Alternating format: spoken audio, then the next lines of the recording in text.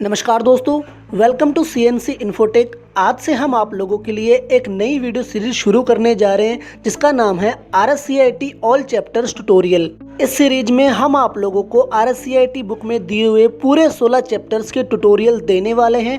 हर एक चैप्टर को डिटेल में समझाने वाले हैं। इन वीडियोस की सहायता से आप अपना पूरा का पूरा RSCIT का सिलेबस हमारे साथ में कंप्लीट कर सकते हैं और वीडियोस की फॉर्म में RSCIT के ऑल चैप्टर्स को सीखना या समझना आपके लिए बहुत ही फायदेमंद होगा। तो चलिए दोस्तों, आज मैं आप लोगों को RSCIT का पहला चैप्टर डिटेल में बताने वाला हूँ। चैप्टर शुरू करने से पहले मैं आप लोगों को एक इम्पोर्टेंट इन्फॉर्मेशन दे देना चाहता हूँ और वो ये है कि आप हमारे इस चैनल को सब्सक्राइब कर लीजिए, क्योंकि यहाँ पे ये ट्यूटोरियल वीडियो तो आने ही वाले हैं पूरे 16 चैप्टर्स के। साथ ही आप लोगों को एक ऐसी सीरीज भी मिलेगी जहाँ पे आपको सॉल्व्ड क्वेश्चन आंसर मिलेंगे RSCIT के model papers and test papers के साथ में। तो चलिए हम हमारा पहला चैप्टर देख लेते हैं। हमारे पहले चैप्टर का नाम है कंप्यूटर से परिचय। ठीक है, तो यहाँ पे बेसिकली आप लोगों को कंप्यूटर के बारे में बताया जाता है। तो यहाँ पे आप स्क्रीन पे देख सकते हो, ये एक कंप्यूटर का चित्र है जहाँ पे आप लोगों को इसके विभिन्न भागों के बारे में बताया जा रहा है। कंप्यूटर के इस वाले हिस्से को जो आप देख पा रहे हैं ये है मॉनिटर।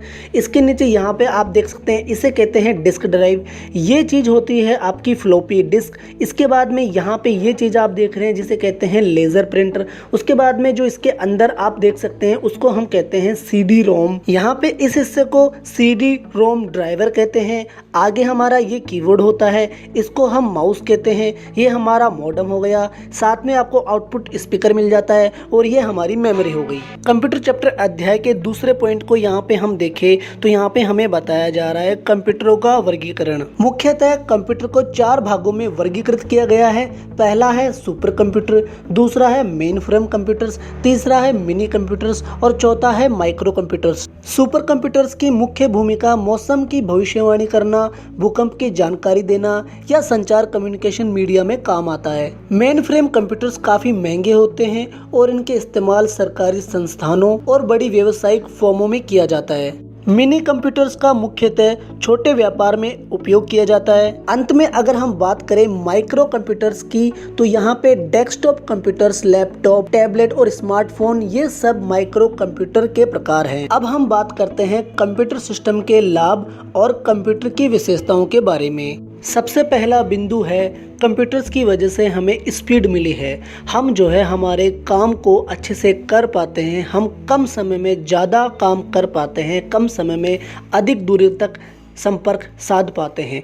दूसरी बात है यहाँ पे शुद्धता की। हम कंप्यूटर्स का इस्तेमाल करके हमारी कमियों को या कह लीजिए कि हमारी अशुद्धियों को कम से कम कर सकते हैं और हमें इसमें शुद्धता देखने को मिलती है। अगली जो इसकी विशेषता है वो है उच्च संचयन क्षमता, यानी कि स्टोरेज की यहाँ पे बात हो रही है। हम हमारा मीडिया जो कि हम पहले ट्रेडिशनल तरीके से फाइलों में लिख करके स्टोर करते थे, हम उसे डिजिटली स्टोर करके रख सकते हैं। तो संचयन क्षमता इसकी एक विशेषता है। दूसरी यहाँ पे विविधता की बात करी जाए तो यहाँ पे हम आप लोगों को बताना चाहेंगे कि हमारे डेली के कई ऐसे कार्य होते हैं जिनमें हम इन चीज़ों का इस्तेमाल करते हैं, जैसे कि डाक की सेवाएं हम अब ईमेल से करने लगे हैं। बैंकिंग की सेवाएं बैंक में बिना जाए हम घर पे ई-वॉलेट्स के माध्यम से कर पाते हैं। तो विविधताएं बहुत ज़्यादा है। अगला है परिश्रमशीलता, यानी कि कंप्यूटर कभी भी थकता नहीं है, बोरियत नहीं होता है और वो हमारे लिए कंटिन्यूसली काम करता है।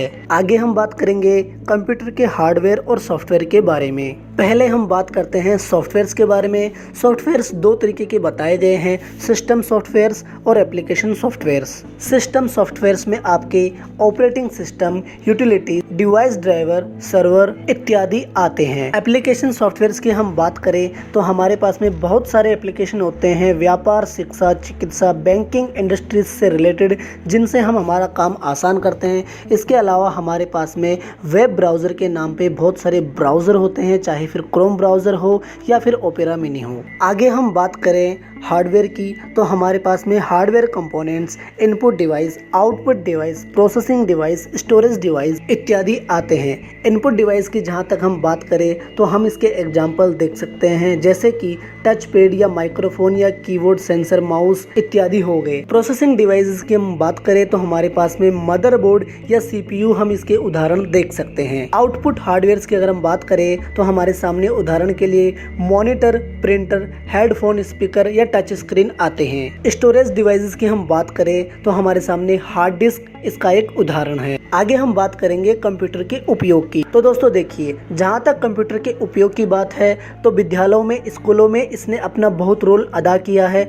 जहाँ पे बच्चे इससे आसानी से पढ़ पाते हैं। आगे है मनोरंजन, एंटरटेनमेंट में कंप्यूटर ने बहुत योगदान दिया है, जिसके माध्यम से हम मनोरंजित हो पाते हैं। सामाजिक मीडिया में इसने बहुत योगदान दिया है, ज्ञान को आगे बढ़ाने में बहुत योगदान दिया है। अगर हम बात करें शिक्षा के क्षेत्र में कंप्यूटर की उपयोगिता या प्रयोग की, तो हमारे सामने कुछ उदाहरण आते हैं, जैसे कि हम कंप्यूटर की वजह से स्मार्ट क्लासेस ले पाते हैं, ऑनलाइन शिक्षा ले पाते हैं, डिजिटल लाइब्रेरी को एक्सेस कर पाते हैं और अनुसंधान या परियोजनाओं का लाभ उठा पाते हैं। अगर हम बात करें कंप्यूटर का व्यवसाय में उपयोग, तो दोस्तों इससे संचार करने में, कम्युनिकेशन में बहुत मदद मिलती है, हमारा समय बचता है। कंप्यूटर की सहायता से सेल्स या मार्केटिंग करना बहुत ही ज्यादा आसान हो जाता है। कंप्यूटर के व्यवसाय उपयोगों में अगर हम आगे बात करें तो हमारे सामने मानव संसाधन या ह्यूमन रिसोर्सेज की बात आती है, जहाँ पे हम देख पाते हैं कि हमारे सामने आज की तारीख में काफ़ी ERP सॉफ्टवेयर्स अवेलेबल हो पाते हैं, जिससे कि एक व्यापार को बहुत ही ज़्यादा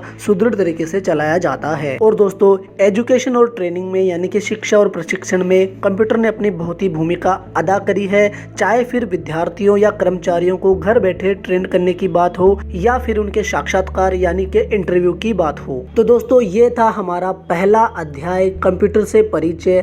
अगर आपको CNC का ये इनिशिएटिव पसंद आता है तो आप हमारे CNC इन्फोटेक यूट्यूब चैनल को सब्सक्राइब करके रख लीजिए और बेल आइकन को प्रेस कीजिए, ताकि आपको आने वाले वीडियोस की नोटिफिकेशन मिल सके। हम आपके लिए यहाँ पे पूरे 16 चैप्टर्स के वीडियो बनाने वाले हैं। साथ ही में जल्द ही हम आप लोगों के लिए सीरीज क्वेश्चंस भी चालू करने वाले हैं, जहाँ पे हम RSCIT के सॉल्व पेपर आप लोगों के लिए विद आंसर्स लेके आएंगे। वीडियो देखने के लिए बहुत बहुत धन्यवाद। Thank you so much.